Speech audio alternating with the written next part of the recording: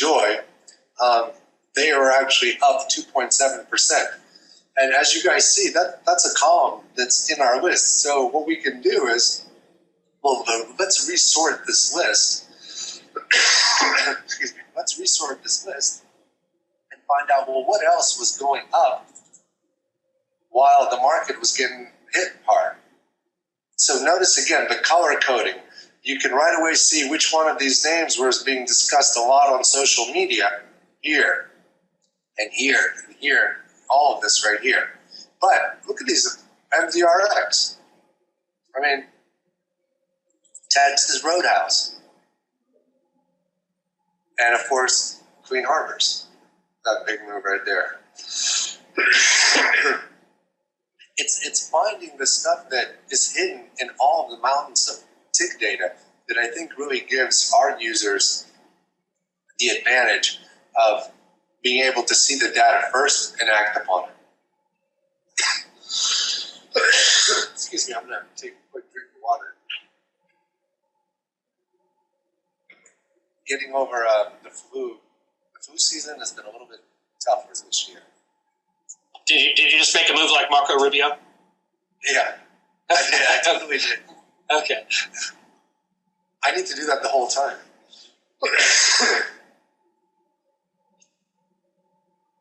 Okay, so now let's look at some of the other interesting things that, again, there's different ways to look at the data, and I'm going to go over it so that hopefully you can see things that you have not been seeing before. So look at the title of this window, highest call volume today.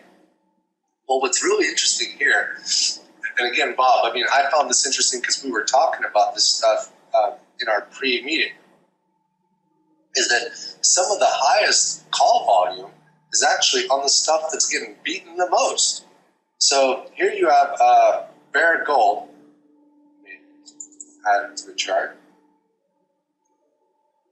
It had 17,000 puts, but 295,000 calls. Now again, Bob, you know better what to do with that information, but I happen to certainly, like, when I see that, I'm a little bit surprised, and I find that a little interesting. Certainly. Well, Dan, you know, absolutely, and you know, you when you see some kind of outsized volume, what's higher than normal, you got to dig a little bit further. I mean, what you know, what's happening? The stock is going down. You see call volume is really high, so you're suspecting that maybe people are selling calls here, you know, taking a premium, not necessarily buying. You know, there's always those people out there trying to catch a falling knife. That's not me.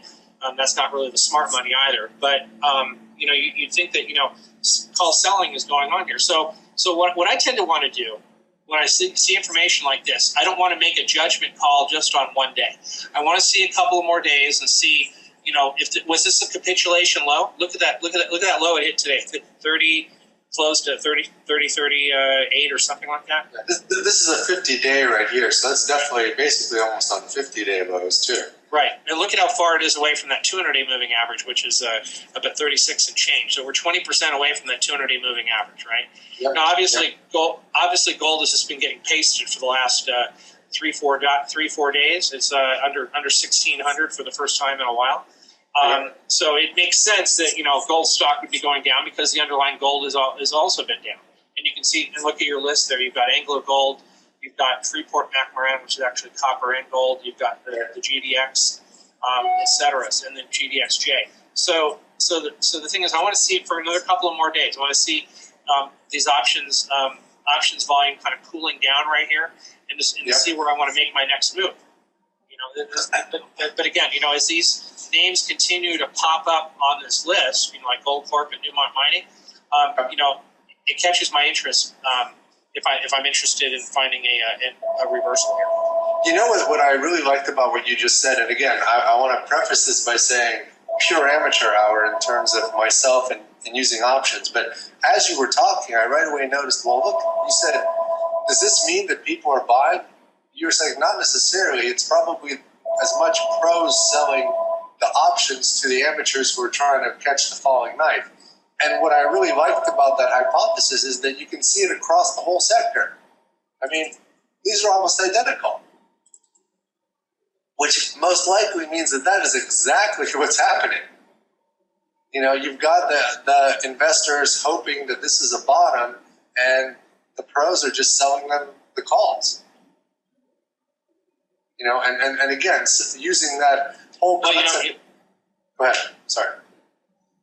Well, you know, hope is not a trading strategy that I've ever used with any success. But you know, you can also see the same thing working with the silver. You know, this you mentioned it a little while ago, the SLV, and you can see SLW, silver weakness, up there too. Yep. We got, you know, almost nearly twice as many puts as calls traded on that today, right? 39,000 versus the 20,400. So, you know, that kind of skew or disparity is something that makes me interested in you know, in maybe we're closer to some kind of capitulation low here. I don't know. I'm not I'm not a knife catcher. I won't stick my hand in there trying to catch a falling knife, because when you're playing options, you know, you not only have to get the direction right, you have to be right in terms of timing too. So if you miss it on the timing, you know, if you're figuring that, you know what, okay, I'll just wait, I'll just step in right now, and if that's not a low, it goes even further lower than that. Maybe you're buying something at $1 and it goes down a little bit further to 50 cents. You're in the whole 50%, you know, or, you know, as an example. Right. Well, you know what else was interesting about what you said is that the whole, you know, here we're just looking at, you know, we created this list and we're showing you a ranked list of what has the highest call volume. But I think what's interesting is that how even a list like that can all of a sudden create a hypothesis, because all the names are kind of in that same sector. So it's like you said, maybe this is the way. I mean, this is just one example how all of a sudden just a view that can create a hypothesis that you can then use for a strategy, because you're realizing, look, there's some heavy, well, you know, in theory, right, if someone's selling the calls, people are buying them too, right? I mean, there's got to be a two-way transaction. Yes, but you know, the difference being is, you know, the guy who's probably selling the calls has a lot more ammunition than the guy who's buying it, and they're seeing something quite different. You know, or maybe it's hedging positions or something like that. Right. Well, there's a lot of ways you can look at the data, but I like the concept of building hypotheses, and it's the fact that if all of these stocks were like all over the place, if this was like Facebook and General Electric and then, you know, Microsoft and Intel, you know, then maybe, you know, there would be nothing about that. But I like the interesting part of the fact that you see a lot of these names, you know, in that same metals group that's kind of weak and beaten down. And then again, remember that you can resort the data. So this is where, well, now you can say, well, where's the counter hypothesis, which is, well, what's had the highest call volume, but also doing well? And again, and I think we've already looked at this name, MDRX, but it's just one of these examples where instead of really digging through and trying to, you know, spreadsheet your way through all of this, you just point and click, and right away you can go 1, 2, 3, 4, and then of course Honeywell. You know, not a gold of any kind or anything like that, but certainly an interesting name right there, and trading quite a bit of calls as well, close to the high end of its range. It's that multivariable sorting that I'm trying to always come back to, and you know, that we hit upon before, is that that's how we're sort of trying to change the game, the way that people view the data, because we want the data to be interesting and stimulating, and not only from the perspective of the raw numbers, but we want your eyes to kind of go to where the value is without you even having to know, per se. And notice how it's right here, and right here, and right here. So these names are all the names that are strong for the 20-day range and have a lot of calls. So it's like, it's that simple. You know, and again, some of it could be buyouts, and some of it could be, you know, something totally different. But the fact that you can quickly move around the data is one of the big advantages that we're trying to bring. And here I'm just going to do one more resort of just, again, the unusual options volume. And some of this repeats because it's the same data, but here you have Office Max again. And Office Max has high, relatively high call volume, very high options volume. And Meredith, same thing. Very, very high or unusual call volume and very unusual overall options volume, considering it almost trades, no contracts whatsoever. That's the other part, again, that I want to reiterate is these are the names that just pop to me, is when I see something like this, when I see 3,000 contracts on the call side, I see only 146 on the put side, I see an average volume of 162, and I see a today increase of, 2,100%. To me, that says something's up. And again, Bob, you would know much more what to do with that data, but I definitely notice it and have to say that that's where the investigation has got to start there, or at least at these types of names. Well, Dan, here's a great example for you. There's a name on your list right here. Okay, that I think it's number 12 or 13 on your list. It's right below that Barrett Gold. It's that Home Away. Let's take a look at that one here for a minute. What do you see there? It's right below Barrett Gold. Is about 12 down. Right there. You had your cursor right on it. There you go. Away. Away. Okay, here we go. Yeah. Okay. So what are we seeing there? Obviously, you see the chart. That's after hours. But what's interesting? But I just want to look at the data over here. What do we see here on the data that could have gotten us into this thing? Because it reported earnings after the close, and it's spiking up another 10%. And there was some really heavy call volume on the 25 strike today. My amateur thesis is 3 times as much calls to puts, an overall 7-time increase in options volume. So yeah, that has to be right on at the height of my awareness, because it's right in this group. All of these are pretty, high increases in overall options volume. And I mean, the chart almost says it all. Right. Yeah. And before today, I mean, it was down actually today, but then it like I said, it's up over $3 in the after hours here. We'll see what happens tomorrow. But I mean, that's the kind of thing that you could have clued into that. I mean, you see all this stuff going on with gold. This is the intraday, by the way, for it. Oh, yeah. So you can kind of see. Let me bring up that way you can look at both. I try to, for the options, my instinct was to do more daily so that you can see the bigger trend, but we can have both. But you look at the screen like that you have up there, the high call volume today, right? Yep. And we all know what's going on with gold. We all what I try to do is I try to uncover the stories that aren't really known, that aren't really being paid attention to. You can almost say, okay, well, yeah, is there a trade on gold? Sure, maybe it's late. I don't know, maybe it's not. But we know what's happening with gold. It's been getting hammered. Okay, oil is on there as well too. We know what's happening with oil. Same as silver. Okay, Joy Global we talked about a little while ago. But then you go into this name like Home Away, which you take a look at it and it comes up on your radar screen with that 3 times the average volume there.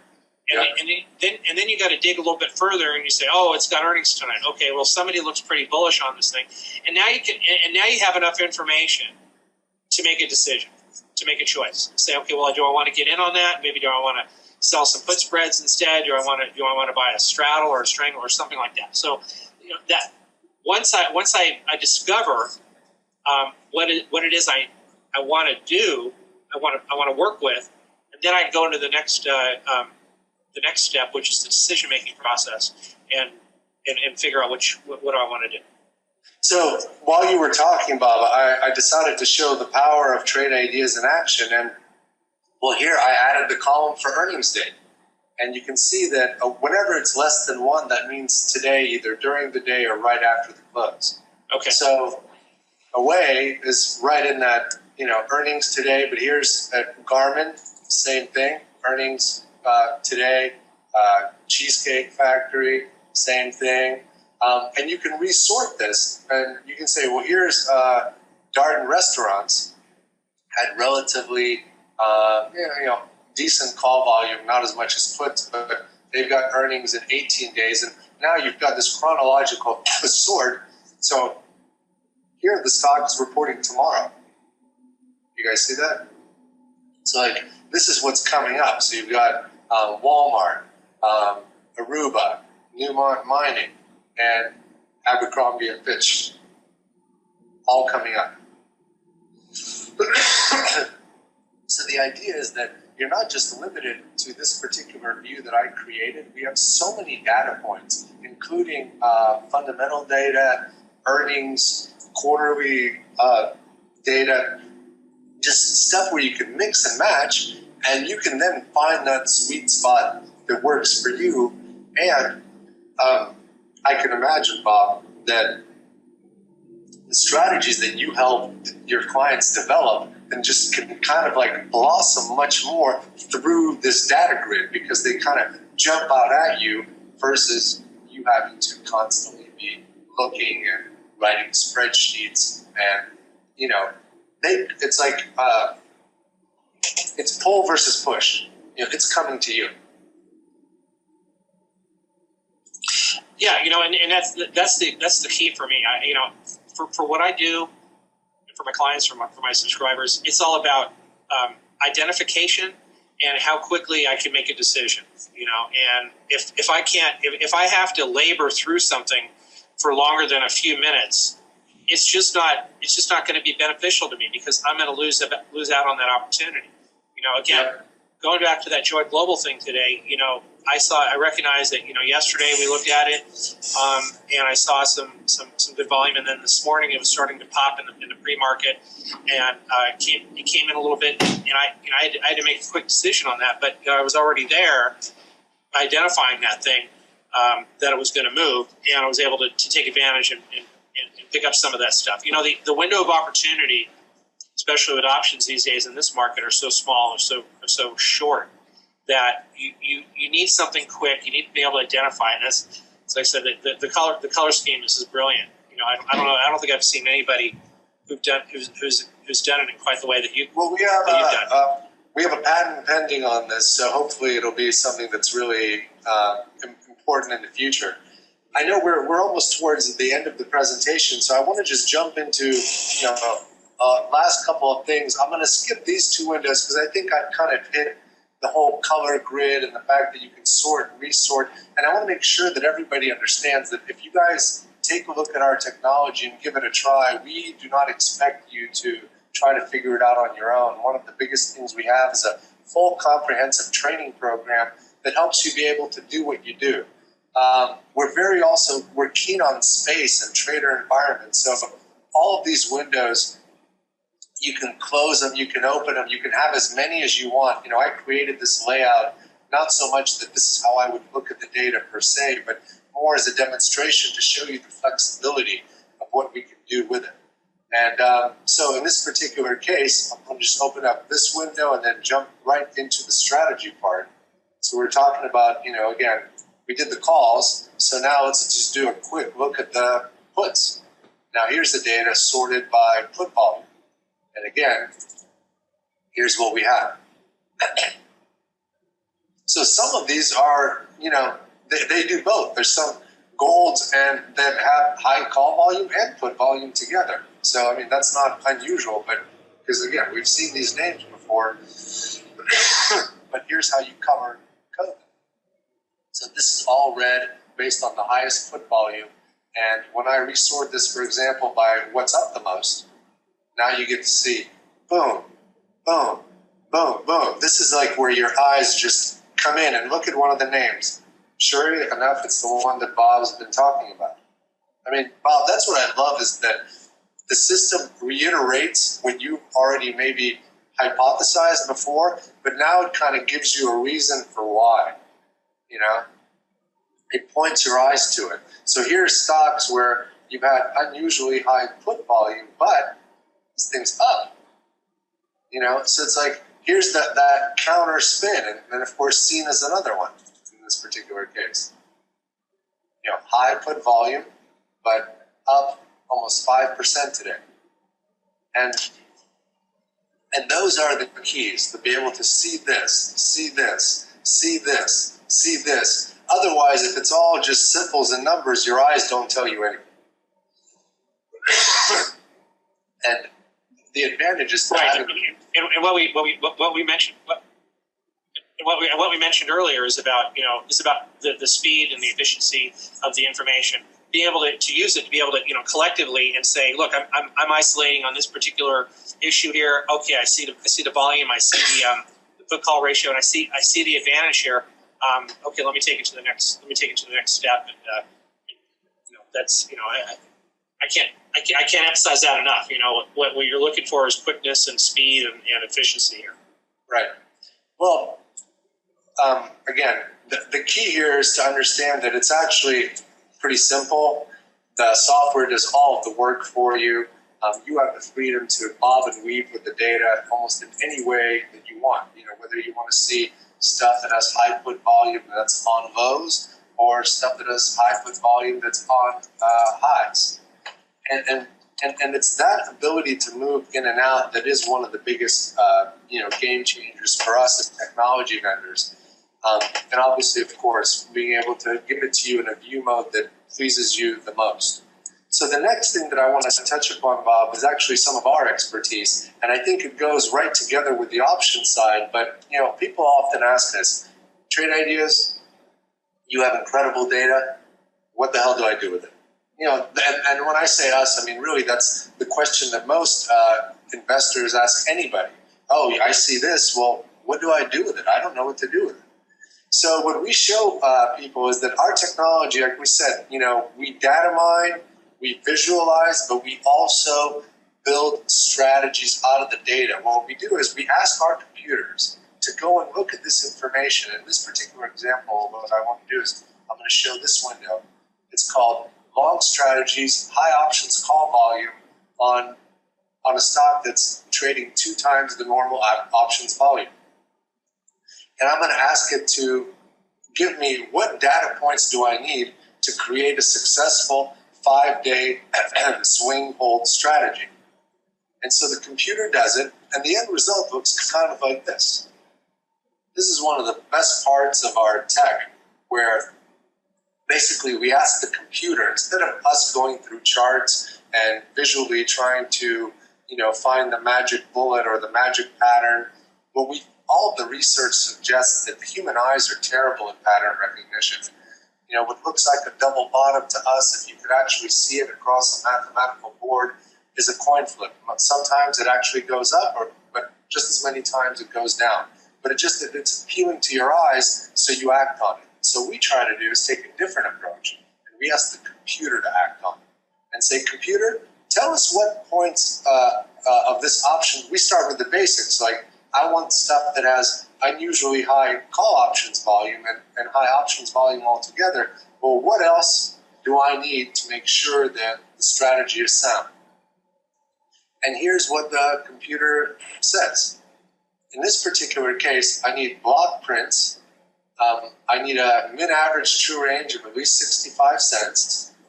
I need the min options volume to be 2.5 times the normal amount, a minimum price of 10, average relative volume of 2, so the stock is trading 2 times the normal amount that it usually does at this time of day.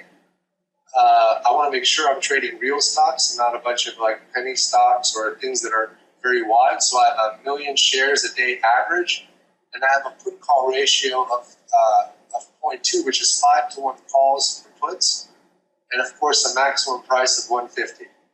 And what happens is, in this particular strategy, when I see signals come across right here, they are actually entry signals. So I buy these, and the idea is to hold them for 5 days, and this is the general result that I'm expecting. So what we have here is what's called another. Notice the colors. We have a calendar heat map, and you can look at it, and you can say, okay, so I had 1 of 3 trades work here, 2 of 2, 1 of 1, 3 of 3, and if you go into this window, you can see exactly which trade it was, what was the generated signal, when did you exit, the entry price, the exit price. And so again, the computer does the hypotheticals. It's doing all the messy grunt work so that you can rely more on what we call being the CEO of your financial empire, where you're allocating capital versus trying to make all the day-to-day bean counting decisions. The computer is much better at that. You're much better at actually saying yes or no. And at the end of the day, again, the key that we want to show you is that we help you create these strategies where you can model commissions. So, for example, if you're paying $5, this looks pretty good. But watch what happens if you're paying like $45 in and out. Obviously, this is unrealistic, but the idea is that we want to show you that, hey, maybe you trade with Merrill Lynch Private Client Services, and it's pretty expensive commissions. You can't day trade or you can't be as active as you want to be. We let you model slippage. In this case, if you see 0.03, we show you, well, in this strategy, you're going to lose 3 cents in and 3 cents out so that you have a realistic expectation. Most people believe that whatever results they test, they get this. But in reality, it's much closer to this. And you can really let our software show you different options. Like what happens if you lose 10 cents in and 10 cents out. And notice all of the equity curves adjust. So, we track drawdown. The system had just under 2.5% drawdown. What was the buying power required? And of course, the equity curve. So the idea is that we start with an options strategy or options component, and we can build an equities-based swing trading strategy, intraday strategy, almost anything that you want that's based on your profile and your risk tolerance. So those are the 3 main things that we wanted to introduce today at Trade Ideas. Our unique data mining capability, our visualizations where we allow you to see data in a more clear way, and our strategy building capability where we can take all of this data and we can ask the computer to say, well, what do we do with it? Should we go long or should we go short? How much should we hold it for? What should our stop loss be? All the kind of questions that every trader needs to ask. And finally, our information on the options is only one piece of the puzzle. You need to have Bob's expertise to help you build the strategy, and that's why we wanted to do this webinar to say that there's really 2 important pieces of the puzzle. There's the technology piece, but there's also the human component, where Bob shows you how to do it with his expertise, and Trade Ideas will train you on how to work with the technology so that you can have windows like this that take your analysis to the next level. Like I said, I think that concludes our presentation. Bob, if you want to add anything? No, Dan, I appreciate you spent a little time. I know you're maybe slightly under the weather, but I know everybody was able to benefit here. I think it's a great platform, Dan, that you and Brad have, and I think by and large, anybody who's using this, they're gonna get an extraordinary amount of assistance and help and guidance here. Again, it's about having a starting point, being in a place where you can move to the next level and move to the next time frame. And this is a great platform to show you where it is. Simple, it's basic, but it's chock full of a ton of data and knowledge that takes you to that next step. Yeah. Again, we appreciate everybody's time. We know how valuable it is, and an hour is a long time to spend with us. If you have had any questions, please feel free to email them to us. All of the support criteria that's been in the chat session. Again, usually I leave some time for question and answers, but there was just so much information that we wanted to get through that I wanted to kind of take this opportunity to just introduce you to the technology. And then the follow-up webinars that we're going to have with Bob and myself and Brad, we're going to do much more interaction and answer questions formally. So I want to thank everybody, and looking forward to seeing you again at our other events. Thanks, Dan. Thanks, everyone. Thank you.